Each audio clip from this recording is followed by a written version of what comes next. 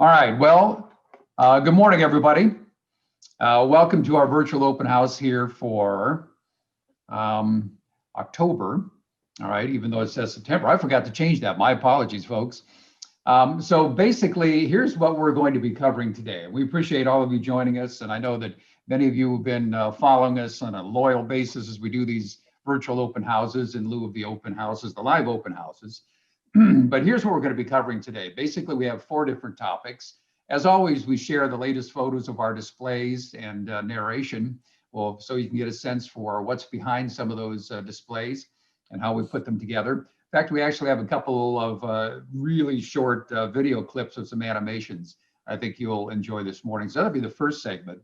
Then coming up next, we'll be talking about the importance of viewing prototype videos. If you're a serious modeler, you need to be able to see what the prototype looks like, how it operates, you know, what locomotives and running the rolling stock looks like in real life, how it weathers, you know, how water moves, all the shadows, etc.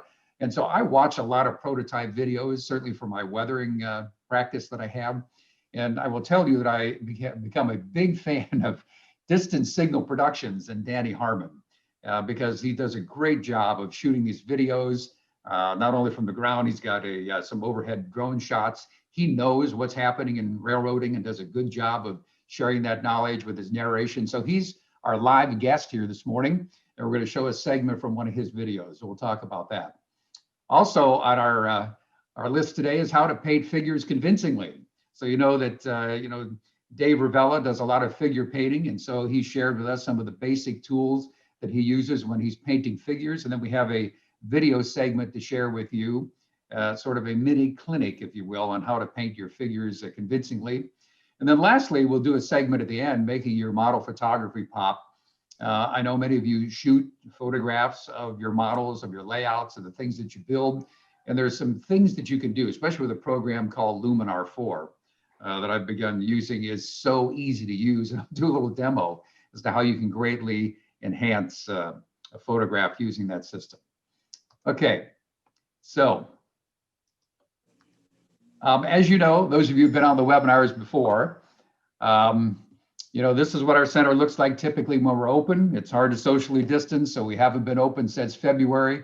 We're not sure when we're going to get open. It looks like after the first of the year, I would think, at this point, if the Florida continues to open up. But there are a lot of people in there, and so we have not been opening live, and we appreciate you joining here on the virtual. You've seen that we've got 5 operating layouts. This is our O-scale layout. There are various ones that you'll see in the course as you go through the center. Of course, the main focus here is the Sundance Central. We're sharing some new issues or new items and new photographs for you this morning on the Sundance Central. But you get a sense for what the layout looks like. As you know, Charlie Belcher comes every year. Here's a shot of him before he went live. But you can see the Sundance Central layout in its context in the center of the museum there. And we do have a workshop in the back. We do build things. Here's some of the early construction we had on the O-scale layout, which you saw just a moment ago. But let's take a look at some of the new things here. By the way, here we are working in the back as well on the backdrop. So we do have a workshop in the back where we do a lot of the layout building. But taking a look at some of the photographs, here's one. Okay, I actually shot this photograph on John Brennan's layout, which is here in Tampa. He does operating sessions every week, which I often attend, but these are HO scale locomotives. So several things about this picture. One is, after watching Danny Harmon's videos, I happen to model Norfolk Southern and also with an interchange with CSX. And so one of the things you see on his videos is the run-throughs all the time from Union Pacific head-end equipment around both of those railroads, sometimes individual UP units and sometimes 2 or 3 locomotives around run-throughs. So this would be a common sight for me. So that's why I got these UP locomotives, did the weathering on there. And so the other thing about this photograph is this is one where I used the Luminar program to put in the mountains in the backdrop. And I'm going to show you how to do that. Actually, we're going to work on this photograph from the raw picture here. There's another picture on the John Brennan's layout, again with the Luminar software. And so you'll see how I put that together. This is yet another picture, actually. This is the GP38. And again, this was shot close up on a bridge, and you'll see some of the things we did for the photo editing to make that happen. These are also some HO bulkhead flat cars. Did some weathering and redid the wood because it comes just as a straight brown piece as you get it. But again, this is shot on John Brennan's layout. You can see some of the weathering techniques there. When it comes to photographs as well, this is on John Addison's Silverton Central, which we have up at the center. And, you know, shot this on a bridge. Basically, there isn't much behind this photograph of the original. And I'll show you how we put those elements in. I think you may have seen this last month if you were here. This is a shot inside of our engine house. Okay, this is the 1:20.3, the Sundance Central layout. And so you can get a sense for what can be done with some of these photographs. And so here we're moving into a photograph I just shot on Wednesday, actually. This has not been altered at all. This is the original raw. And so Richard, if you can turn your audio on, I want to get some comments from you. This is on the Sundance Central. This is the gas station, 1:20.3. And Rich, can you tell us a little bit about this building? If I recall, this is like on the cover of a magazine or something, right? Yes, it got submitted to a magazine. I can't remember which one now. I think it was Garden Railroads at that time. Okay. But before I really got into Sundance Central, I used to build dioramas and compete in some of the local train shows. And really, when this building started out, the first thing I built, I didn't know what I was going to build yet. I just built a screen door, and it evolved in building this gas station. Yeah, by the way, when I was up there Wednesday, I tried to get a close-up shot of the screen door. It's tough to do. Maybe you can see it in that shot, just because we have scenery in the way. It was tough to get the camera in there. Right, right. But the things I learned building this thing, like the metal roof, even though there's a Coca-Cola sign on the building, all that metal roofing is made from Coca-Cola cans that I cut up. And you run them through a press that the artists use to squeeze out their paint on their paint tubes because the expensive cost of the paint. And then I used an acid. At this point, I used since I have a swimming pool at the house, I used the acid from the pool. And that created the holes in the metal and stuff. So I think it came off very well. That's interesting. I didn't know that you just hydrochloric acid from the pool is what you used? Yes. Now, recently, I still use the etching acid for circuit boards that Radio Shack has, and I think you can still get that online. But the big thing is with the aluminum, even sanding it down, if you put it in the acid, it looks like it's not doing anything, but don't walk away from it because within a few seconds, it starts to eat away and you have nothing left. Right. So. Yep. So here's a close up. This is a figure. Dave painted this figure, right? Correct. Yeah. And so you can see the details. I know you got the Coca-Cola machine, the gas pumps. Those are various manufacturers. Correct. They're like the Coca-Cola machine is scratch built. Okay. The gas pumps out front came from a company that R&D is no longer in business, and they were little kits. They were pretty good. They were actually 1/2-inch scale, and I bumped them up to make them at least that 10-foot tall, and they came out very well. At the time I was doing this, my ex-father-in-law, during the period of 1920s, I was asking him, did they have premium and regular? And he said, yeah, the regular gas was usually a red pump, and the premium was a white pump. So that's how they got painted. I took this picture because of the sign. Tell us a little bit about how you did that. The sign was done. I went on the computer and downloaded the Coca-Cola, and then I made a template. I actually cut out all the Coca-Cola as you see, and made a template and airbrushed the Coca-Cola sign onto the building. And what was the material for the template? It's a very thin, actually from a file folder that stiffer paper. Interesting. It's not cardboard, but it's, you know, a little thinner than that. So I think it turned out pretty good. Yep, it sure did. All right. Cool. Okay, so let's move on. Now, Dave, are you on here on the call? I'm not sure if he has signed on yet. But you know, one of the things, are you there? I'm here. Okay, so I got a couple shots here, Dave. You'll see of the display of the tank display over there. But what I wanted to show here, several things. By the way, this is 1/6 scale, right? So this is a big tank. This thing is probably about 2 feet long. But I wanted to show several things here. One, the bricks. So how did you make the bricks that were on the front of the tank that came when they smashed through the wall? They're just that foam board, the dowel board, the blue or pink or gray, light blue, pink or gray dowel board. And they're just cut up into individual blocks and then just painted up and weathered. Well, there's a lot of them on this layout. Yeah, well, yeah. How about the bags up above on the turn? Where did that come from? Those are actually tarps. Okay. And this thing had an open top to it, but they, you know, these guys would hang all kinds of comfort stuff off the side of their units. The leather straps are actually leather. I was able to laser cut those. The tarps are actually really cloth that really scales out pretty well. And they're just soaked in white glue and water and, you know, just sort of shaped, kind of naturally hang there. What about all the stuff on the top of the tank? How did you decide what to put there? Where'd you get it? Well, most of the people who've ever been in the service know boys will be boys, and now girls will be girls, I guess, with that. But a lot of stuff, a lot of creature comforts on there. So there's cigarettes and candy bars and magazines, and you know, you just detail it up so it seems somewhat realistic. What about the shells? Were those part of the tank, or did you have to have those done separately? Yeah, those shells are actually, no, they're actually a separate piece. I actually found a manual.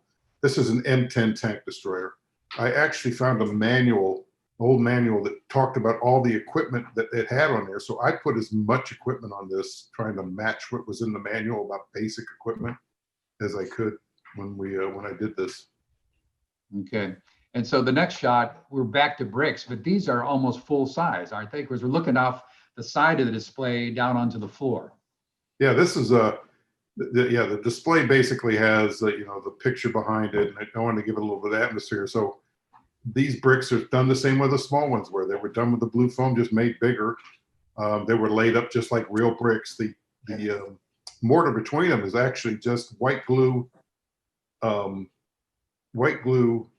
sawdust mixed together, and then just laid up like that, and you know, meant to be the mortar. So that's the same material we use for, say, our scenery base on the train layout.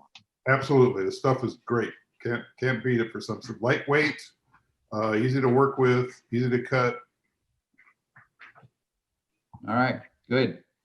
Okay, so we're going to move on now. Our next topic here. I actually have, these are a couple of animations I'm going to play for you. Who knows which screen is going to come up? Stick with me. I'll get this operating for you here.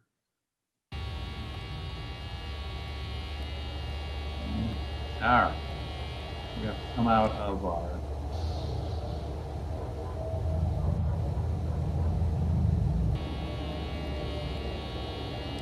Now you can see it, right?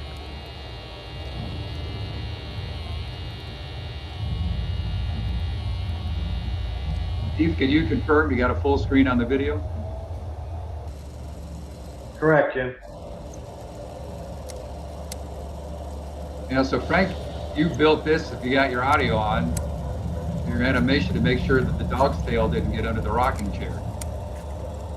Yeah, it's I got a mattress motor down there with a little gear drive to it.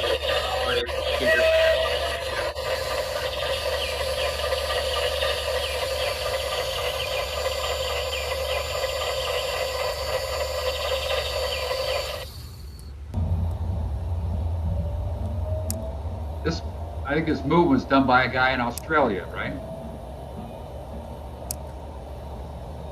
Yeah, he did the 2 figures on the coal gondola, and he's doing the blacksmithing here. animator, and then he also did another where the dog turns its head from left to right. Okay. Yeah, so this is Richard's welding display here. All right, so get rid of that. All right, so let me go back to our PowerPoint.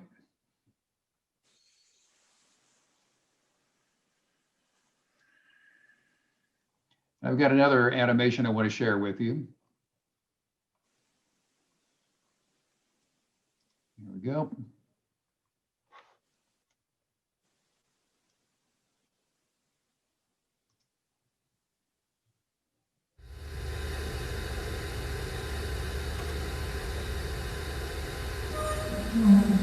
You know, we have the animated water tank for the fill.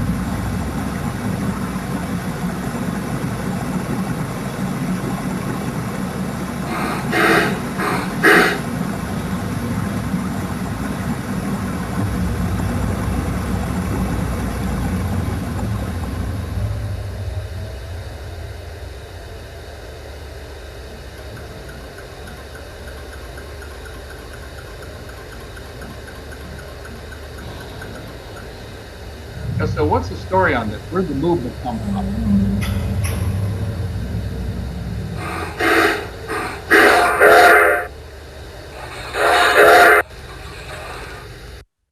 I think Frank had the one who did the movement on this thing, if I'm not mistaken. Yes, and we added audio amplifier. There is a company that makes the sound for this, right? It was originally, if I recall, an HO system, and then we put an external amplifier and powered speakers on there. I think it was something Tim came up with. I think it was actually SM3, but it was adaptable. Okay. And I think Frank did the movement on it. I think he did all the engineering. All right. I just upscaled whatever they had in there to operate the spout. I just upscaled it to fit our larger tank. Got it. Okay. All right. So we're going to move on to our next topic here. You heard me mention at the beginning of this, the importance of seeing and hearing the prototype. If you're serious into modeling and weathering and even operations about how the prototype operates, you need to watch. There's so much you can learn by watching well done videos on the prototype. And there are a lot of them out there, but I came across Distant Signal Productions on a YouTube search and subscribed and have watched everything that Danny has done. So Danny, you're live with us now, right? Hi, yes. Well, welcome. We're really pleased to have you join the group. I think this is an important topic. And so it's interesting. I guess I watched some things you published recently. You were shooting videos back like in 1997. Am I right about that?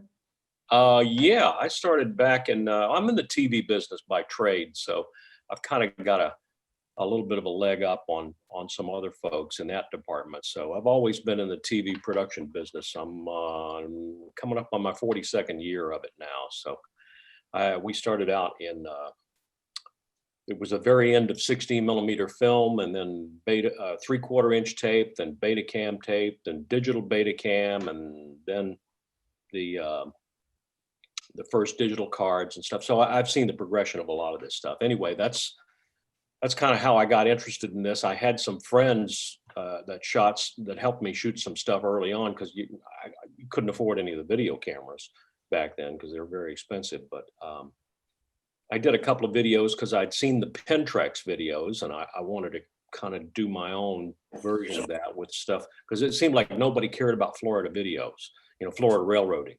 Right. So I decided to do a couple of those, and talked to a couple of friends into helping me do that back, and started. The first one was 95. That was Trains of the Bone Valley. Then I did Streak of Orange in '97, and then the Jacksonville one the year after that. So have you always been a rail fan? pretty much. I grew up by the Seaboard Main Line in Tallahassee, just 2 blocks from the main line. I could run as a 5-year-old boy. I could run to our dining room window and see the Mail and Express blow by every afternoon. And that's when I became a real rail fan. And, all of the distractions that happen, when you're in school and high school, especially and college, I kind of got out of it for a long time. But then when I moved to Tampa in the early 80s, I found it again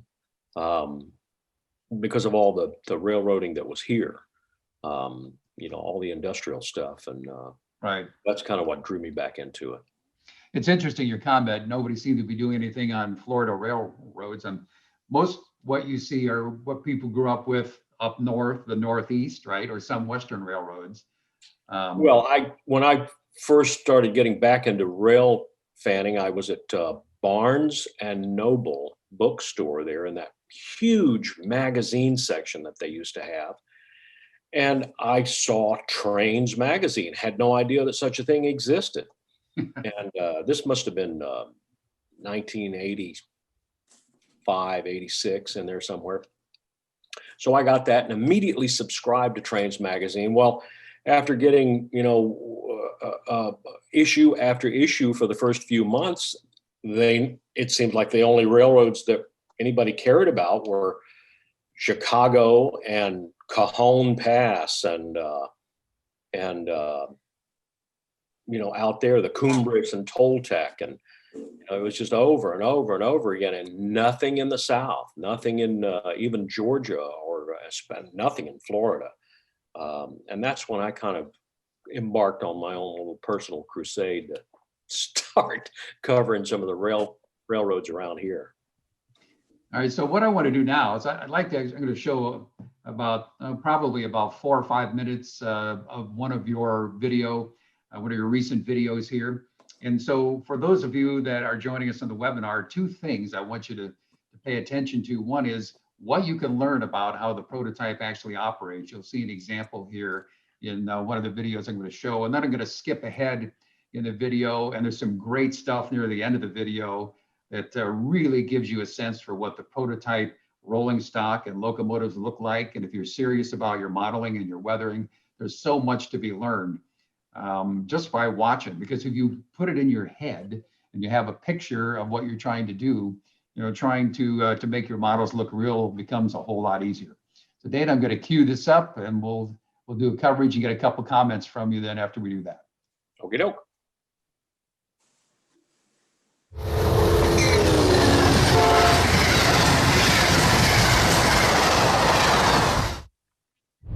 All right, I'm going to skip ahead here to about 2 minutes in. Okay, this was your all-day rail fanning in Florida.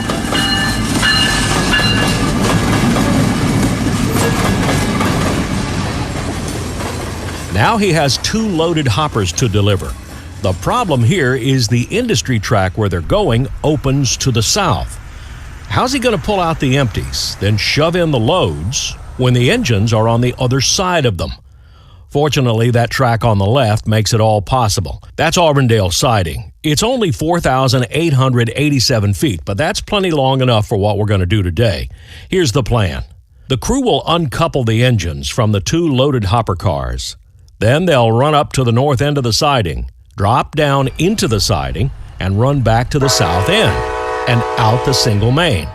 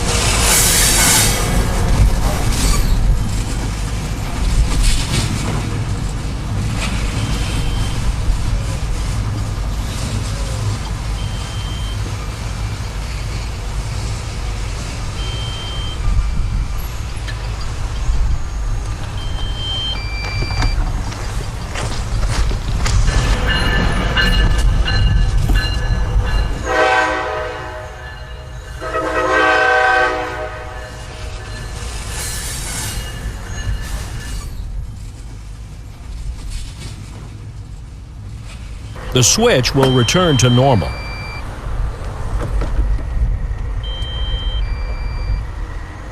So if you look at just that segment of video, there's a ton there. We love to see the run around there. This is the kind of work that locomotive crews do every single day. And if any of you are involved in operations groups for scale model railroading, these are the same puzzles that you look to solve every day. So I thought that was a really good example of what you can learn from operations.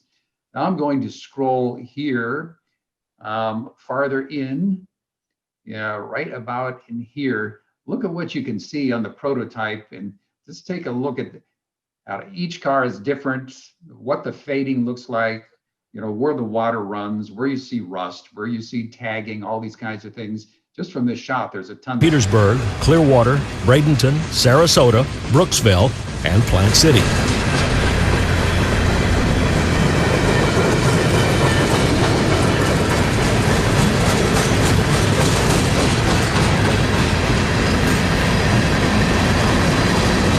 On the bottom are auto racks, also empties that are brought in cars and trucks to Tampa, Clearwater, St. Petersburg, Wesley Chapel, and Newport Richey.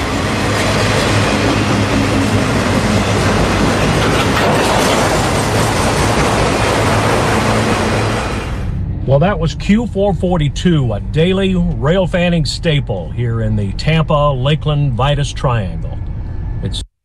And so there you get a sense. I would greatly encourage, Danny, I don't know, when you set out on these days, I suppose each day's an adventure, how do you know what you're going to capture? I don't. I mean, in the Tampa area, you have a good idea, because that's kind of my home turf. But I really, I say in almost every one of these videos, I really rely on the radio to lead me where I need to go, because you just don't know what you're going to get. I can go to Lakeland and know that I'm going to get 0738 over there usually. But with the way these things are now, with precision scheduled railroading, which is, might be precision, but it's certainly not scheduled. Yes. Because these things just don't appear at the same time every day. 10 years ago, I could go out and pretty much know which trains I was going to catch on a Sunday morning, and could get them, in order, one after the other.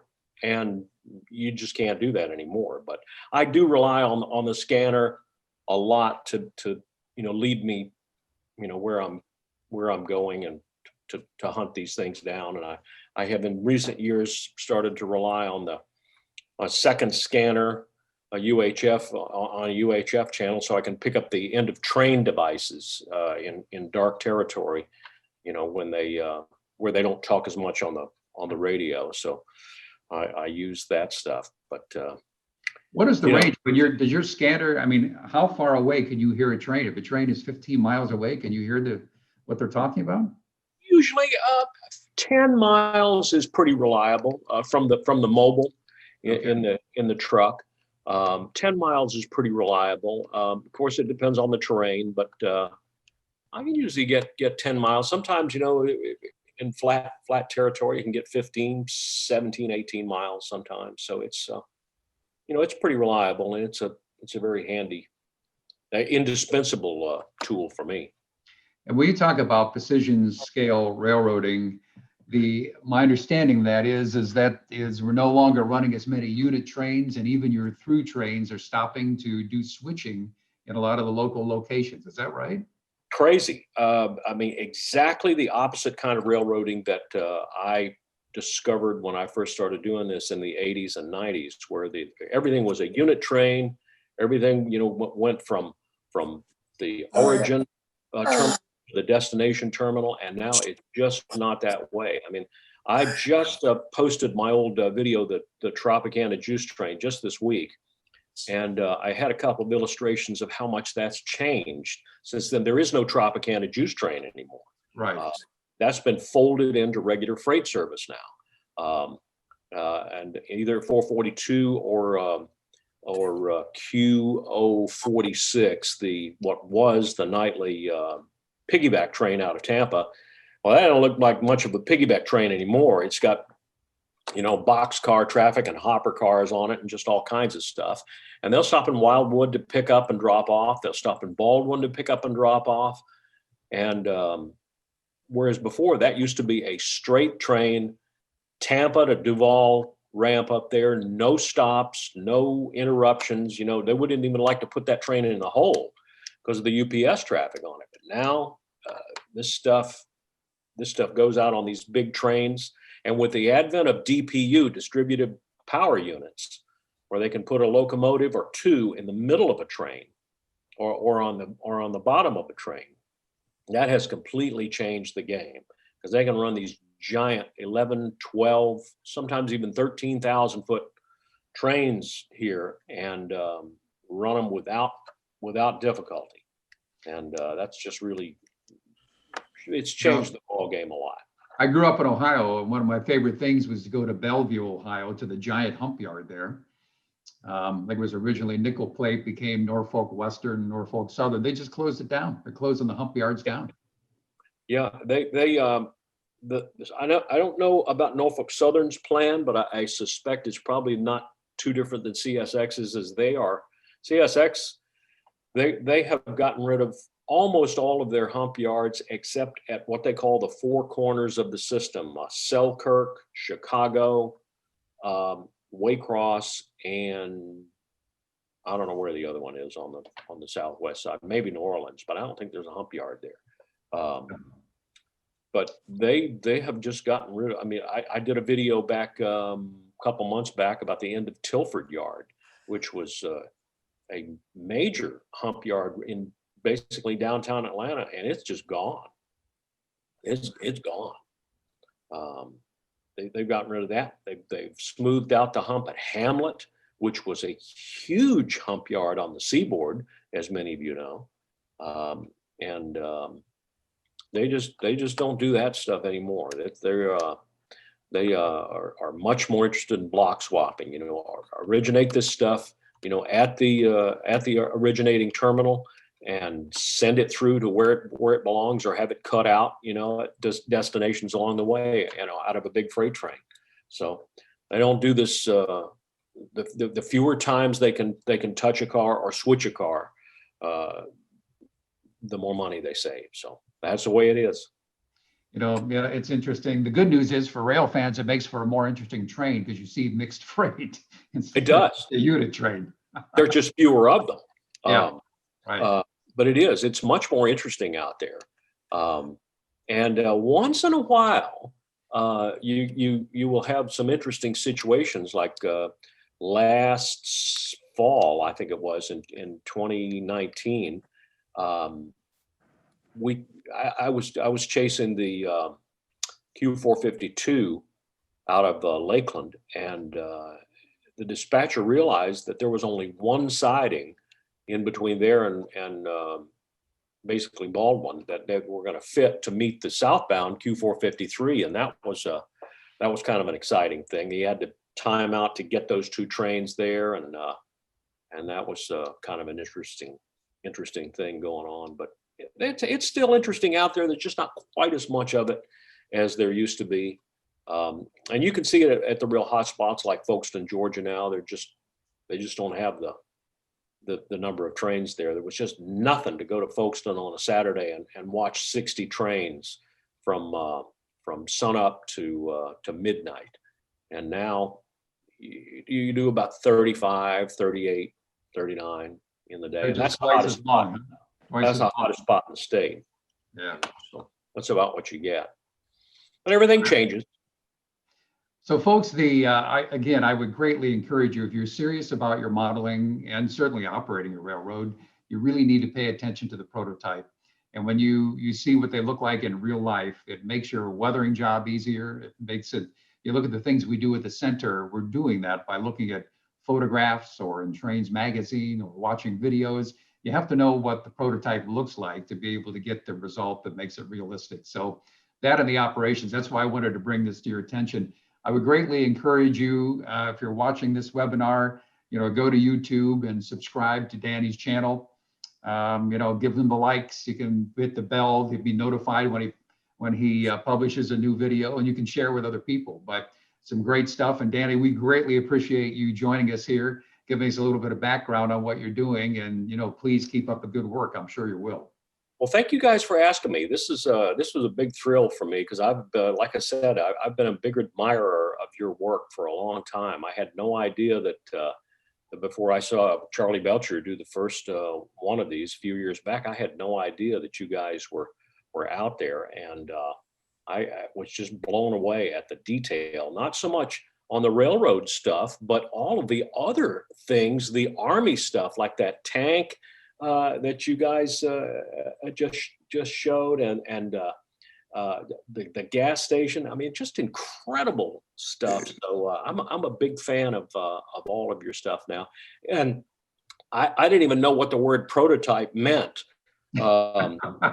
Larry Gouldsby with the ACL and SAL Historical Society, when I first joined in 1998, went to their first meeting in Jax. He said, what kind of modeling do you do? And I said, I really don't do any modeling. That's just not my thing. He said, oh, so you're prototype, interested in the prototype. I said, well, I really don't know what that is either, Larry. So he said, that's the big ones. I said, how big? He said, the real ones, the real trains. And I said, yeah, prototype, that's me. Yeah, it is. You got to pay attention to the prototype. Well, thanks again, Danny. You're welcome to stay with us for the balance of the webinar here. But again, folks, please go there. I think you'll enjoy the videos and subscribe because you'll like them. Okay, we're going to move on. So Dave, this is our next topic here, how to paint scale figures.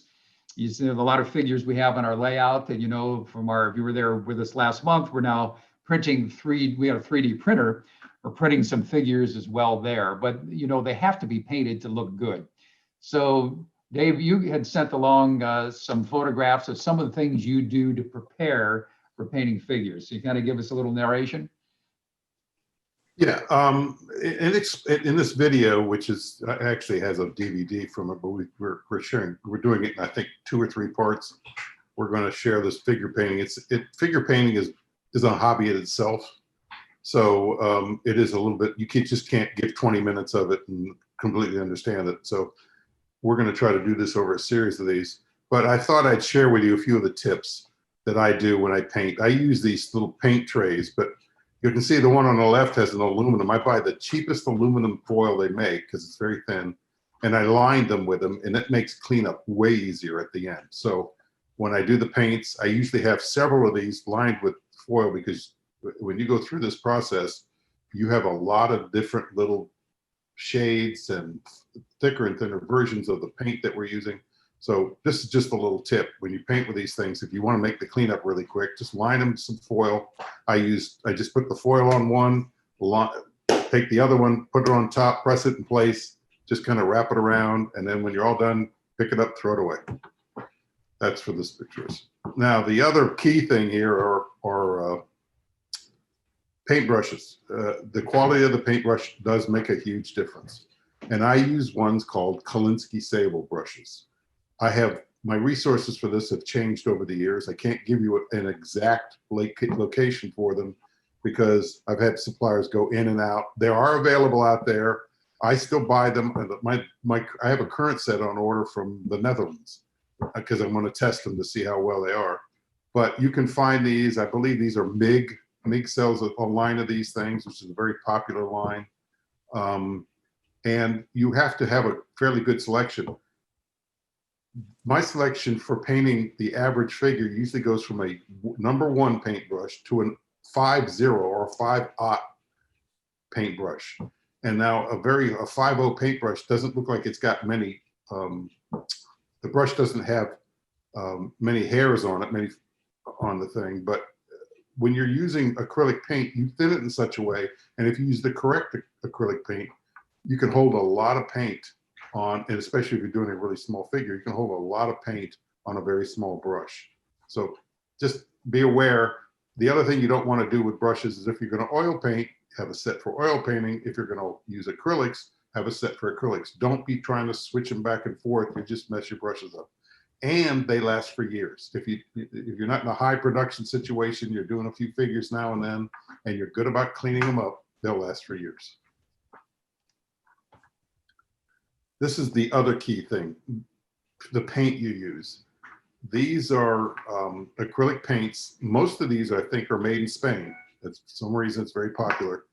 But these are the ones with very high pigment, because before, there's not a lot of blending that goes on with acrylic paints. You mostly take the base coat, then you put a thinner coat of a different shade on top of it, and you kind of shade it. So you do a lot of thinning when you do the paints. And if the pigment's got to be pretty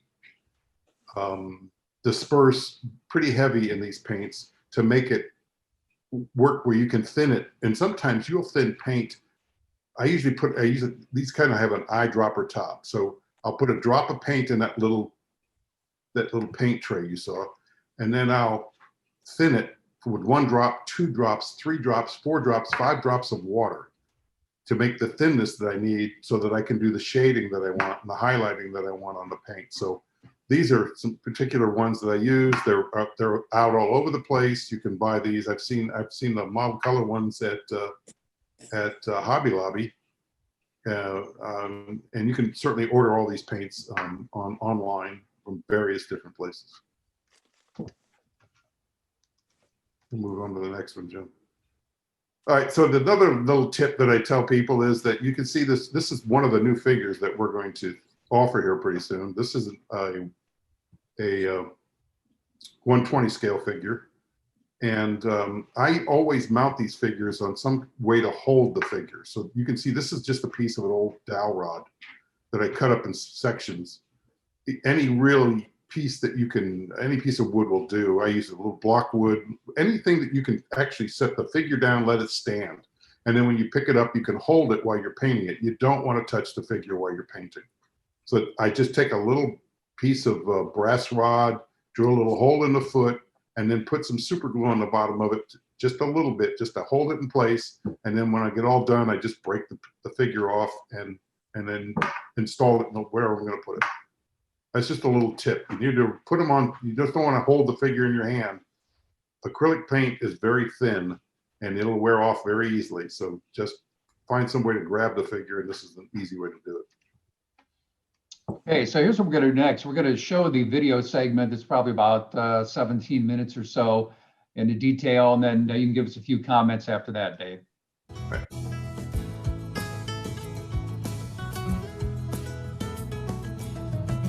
Figure preparation.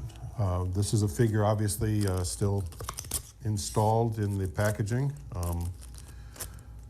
When I first receive a figure, I take a good close look at it to see how well the quality is on the figure, whether it's got a lot of detail, a lot of flash, parting lines. I take a pretty good close examination of the figure at that point in time. And then if I start to see something that needs to be cleaned up, one of the first tools I go to is my X-Acto knife. This is my X-Acto with a number 11 blade. And I use a scraping action to clean up some of the detail. This works for both metal and resin figures. If it's a little bit more, I flatten out the feet typically with a little tiny needle file, flat, and if there's a bigger flaw in it, the parting line is not even, then I'll take a file over the knife and do a little bit of scraping there. Once again, trying to be very careful of not taking all the detail out. And even in some cases, if the metal is not too soft on a metal one, I'll take my Dremel tool, and it has the wire wheel on it, and I'll just take the wire wheel to it a little bit, touching it lightly. It does a real quick cleanup of a metal figure, and if you're very careful with it, it doesn't do any damage to it. Well, the next piece to take on would be to mount the figure in some sort of fashion so you're not handling it as you paint it. You don't want to be touching the figure after you start applying the paint. Your fingers tend to be oily, and in addition to that, you'll paint something, and acrylic paint is very thin, and you'll just wear the paint off very quickly. So what you want to do is take and mount it to some sort of block. Doesn't have to be this necessarily. This happens to be a dowel rod for a closet cut up into very small sections. So out of a very long dowel rod, I got a lot of these because I do a lot of figure painting. And once you do that, you drill a small hole. This is a pin vise. Drill a very small hole in the wood block, to create a place for a pin to go. Then you take the figure, do the same thing. It's a mating hole. You take your pin vise, drill the hole, and you follow that with a tiny, this case, it's a brass rod, piece of brass rod, and you put that into the figure, and that gives you a place to mount it to the wood block. Now the figure is stable enough that you can actually paint it. You're holding it. Nice part about the block is I can set it down. If I'm changing paints or moving off or doing something different, then I don't have to handle this, and I don't have to lay the figure down, and it doesn't fall over. The blocks work really great for this. By the time we've completed this DVD, I will have taken this figure from this state, its package state, as it's received, and to this finished state with all the detail and shadow highlights and ready to be used on your model railroad or diorama.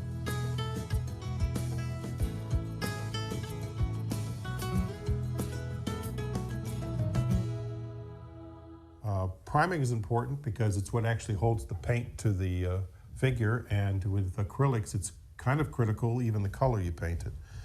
The trick with priming is that it needs to be a very smooth, sort of neutral color. Acrylics are very thin, and being thin, they would be overpowered by if you used a dark gray primer. Automotive primers don't work because they're too rough in texture. This happens to be just a white primer that from a military modeling source, but there's a company makes Citadel, Tamiya makes the paint has to be smooth. Flow coil even works. Now, you don't have to use it from a spray can. If you're doing a lot of figures, you might want to set up your airbrush and airbrush the primer on, but the point being is it needs to be smooth and somewhat neutral in color. Otherwise, you're just going to have some issues. Now, there is one exception to that. When you're painting a horse, if you prime the horse the basic color that you want to paint the horse, that's a head start. And typically horses are large areas, so you wouldn't have any brush marks, things of that nature. So you might want to use a primer that goes to that color that you want your basic horse or animal flesh to be at that point in time.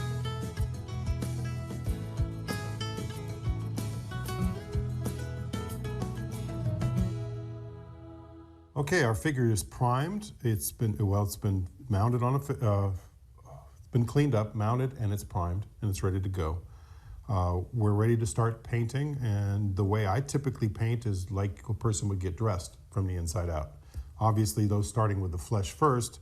So I would paint in this case, his hands and his sleeves are rolled up, his hands are showing, his face is, he's got a hat on, but his face is pretty exposed. So I would paint those flesh pieces first.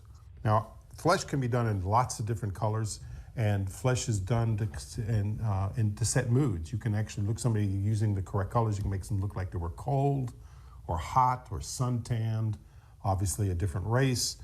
But I have a standard color that I use for some figures that are like smaller and a standard formula, and there are 3 paints involved in this. These are model color paints, the Vallejo line. I have not found the equivalent in others, although I am building an equivalency chart over a period of time. These are what I use on a standard basis. One is, this is called Sunny Skin Tone. The other one is a dark red. And the third color is English Uniform. Now, there is one other color that I bring in, and that's at the very end to do some highlights, and that's a light flesh color. That's to paint the general flesh. To paint eyes, which the procedure is you paint the basic flesh tone on, then I paint the eyes in. The eyes consist of the whites of the eye, then the pupil color, whatever that's going to be, and then I outline the eye. Now, if the figure is large enough, if you're in 90 millimeter or 120 millimeter figure, you can actually do the iris in the eye. And once again, the level of that is dictated by the quality of the paint that you want to come out. But in small scale, in this particular case, this is a no-scale figure that we're painting, I'm able to do the basic eye, but not much beyond that. So it's the whites, the pupil, and the outlining that I do with this figure. So let's get started by painting the basic flesh color. And like I said, it's 3 colors, and it's kind of there's no real set number of drops. What I do is the other important thing you need to remember with paint is it needs to be, you have to shake this vigorously. So to make sure that the pigment is well suspended within the medium in it. So I take a tiny drop. This is also on my glasses. I take a drop of the sunny skin tone and a drop of the dark red.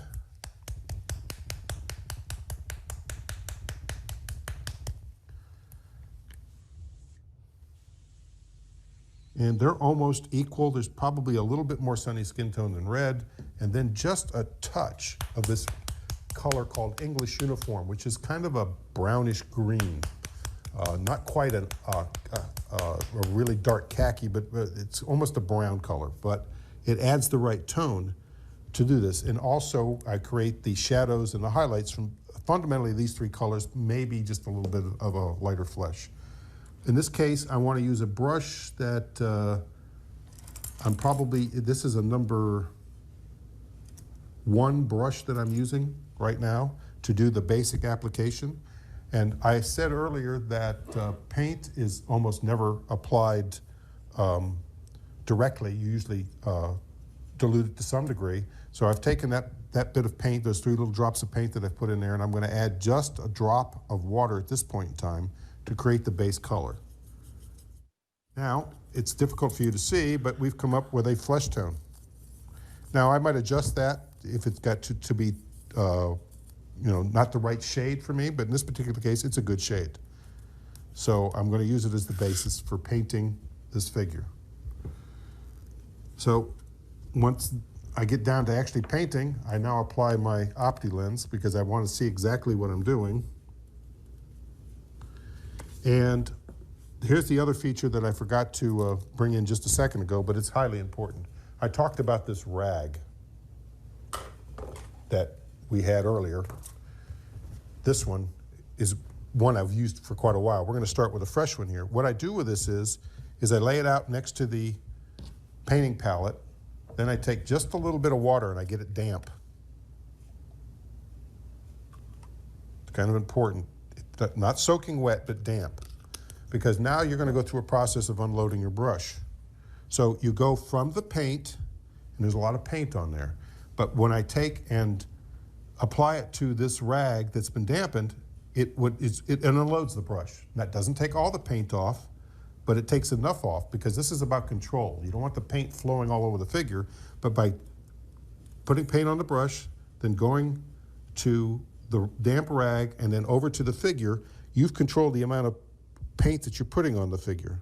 So therefore, it doesn't flow where you don't want it to go. Now this paint's just thin enough that I will have to apply 2 coats. So, but like I said, one of the beauties of this paint is how quickly it dries. One of the other beauties of the paint is how vivid the colors are. In the time I did work with oils and enamels, over a period of time, the figure would darken with age. That doesn't happen with acrylics. They stay sort of brilliant, and their colors don't get all muddled up. So now I've applied the flesh to the exposed areas. You've got to remember the back of the neck is near the collar is typically a place that would have some skin showing. And of course now the arms and the hands. The amount of accuracy you use at this stage is not critical because you're going to use other colors. So for instance, if you've got some on the sleeve, when you go to paint the sleeve, you'll easily color that piece up. Flesh is light enough that it doesn't cause too much of a problem covering it up with another color. We have just about completed this. Now what I'll do once I've done painting the basic flesh on him, I'll set him aside for a couple of minutes and let this first coat dry. And then after he's been there for a couple of minutes, I'll look over it again and go back and hit him with one more coat of the basic color for the flesh.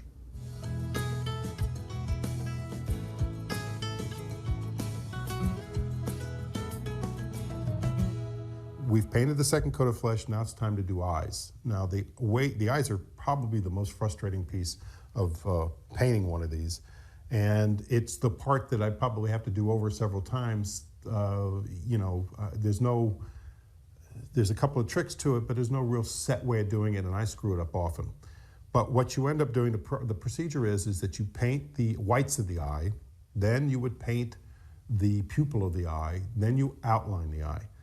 The couple of things to note here, the pupil needs to take up almost the entire white that you just painted. If you look at somebody's eye, if you looked at the white all the way around the eye, you would be bug-eyed. So the pupil actually goes from the top of the eyelid to the bottom of the eyelid, taking up 2/3 of the white of the eye. And the outlining, it's like putting a mascara or something on, an eyeliner on for a woman, it actually gives the eye just a little bit of pop, so that when you look at it, it's actually a feature that sort of jumps out at you a little bit, not too much.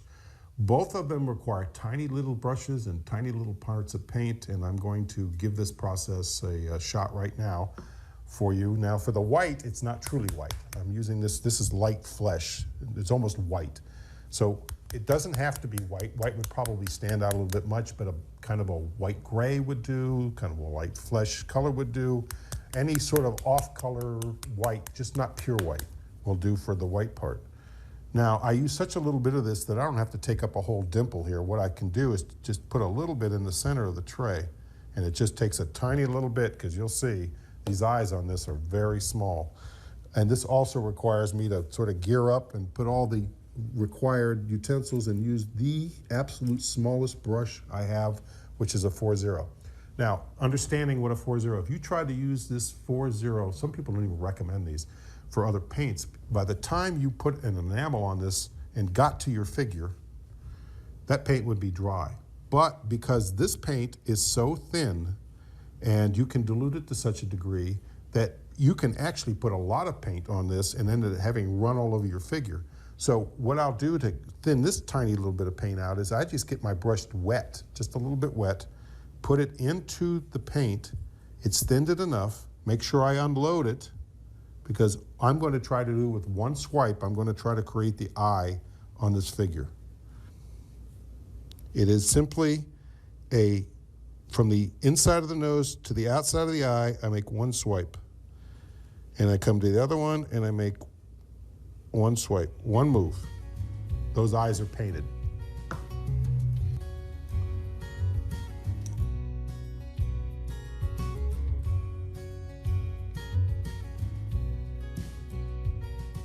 Pupils, in this case, when we paint this gentleman's going to end up being blue-eyed, this is an intermediate blue-gray.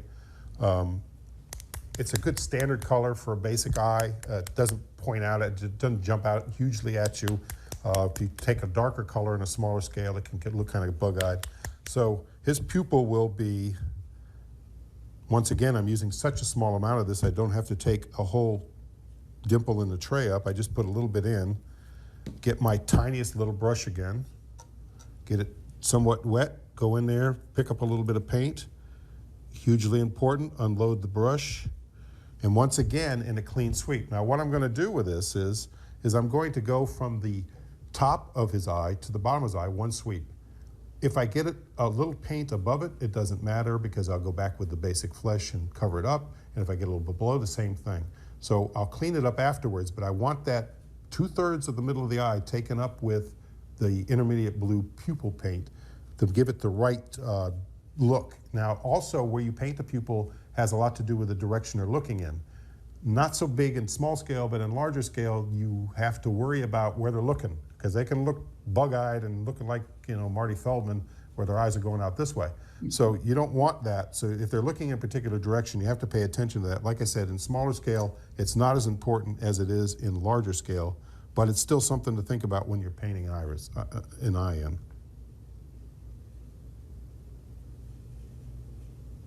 One sweep. And if you were to look at that figure, he's got blue above his eye, he's got blue in his eye, he's got blue below his eye, but I'll straighten that out in just a minute with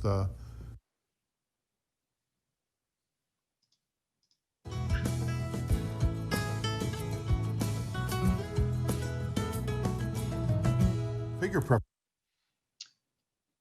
Okay, so Dave, give us some Any additional comments there about what we looked? We got, obviously, we're going to cover this in segments, so we won't get to the whole thing today. But when it comes to basic preparation, you did the flesh and the eyes. Any other thing to add there? Well, obviously you left this as a cliffhanger because the eye is not finished. Ah, There was some parts about this in the beginning that probably needed to be discussed. You know, the idea that I do this method of unloading and loading the brush. What you're trying to do is get that paint to wick away a little bit. You don't want too much going on to your figure. I'm not sure what else I can add. I pretty much covered everything. On the video, lighting is a big deal. It's good to have a light up, usually above your figure, because you do a lot of shadows and highlights. And if you have a light that's kind of shining down on your figure, it helps to determine or helps to make those areas that pop out and that kind of thing. That's kind of important. I don't think I stressed that enough in this video, but it's just not a horrible light to your left we see in the videos shot there. Yeah, and lighting is, I mean, I still paint figures today, and lighting is a huge thing. You know, it's huge to be able to get the right shadows and highlights. This is, like I said, this is a whole hobby in itself. There is a lot of people out there who do figure painting, and that's all they do. But in model railroading, which got me motivated in the first place, both figure creation and figure painting was pretty weak. Not a lot of support to it. And really, it's a daunting thing. A lot of guys don't even want to touch it. So, including our own group, don't want to touch it. So it's just a more patience thing. And I would say you have to take some time to do it. You get better with time. You got to keep going, because it took me a while when I get the hang of this whole acrylic thing, because it's shadows and it's just different.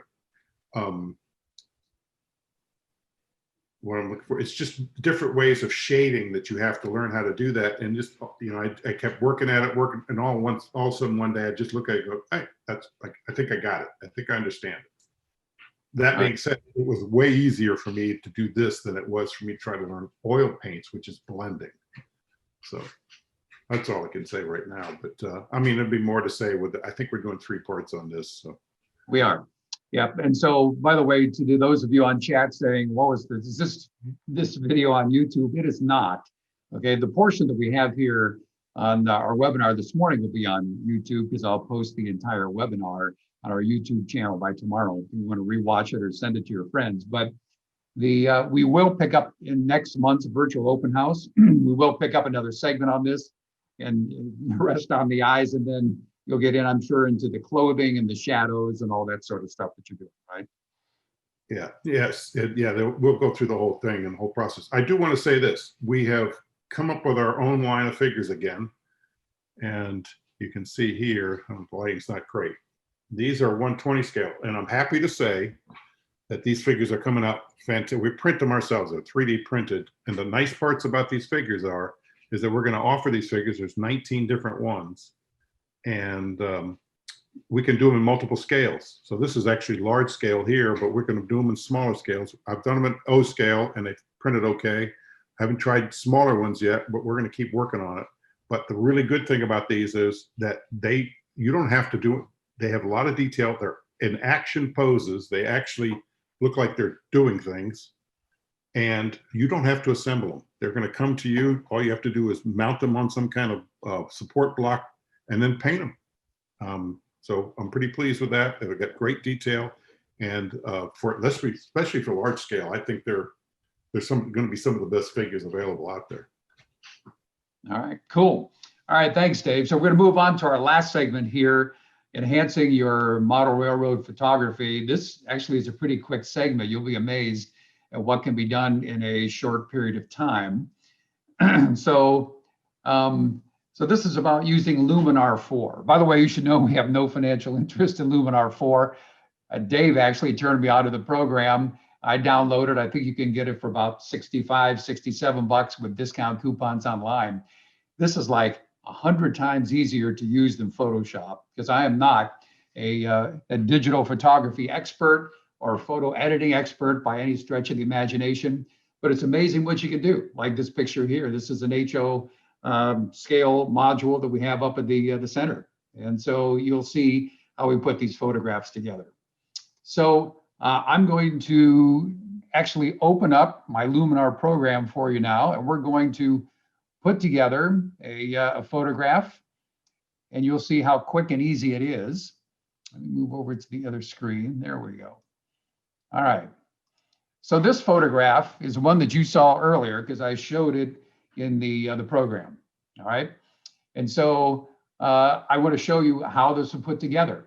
So when you're in the Luminar program, this screen, basically what I would do, I would go to File here, and we're going to essentially, okay, we're going to, I'm talking, and I'm going to edit a single image. It's going to come up here to My Files. I'm going to go here to Pictures.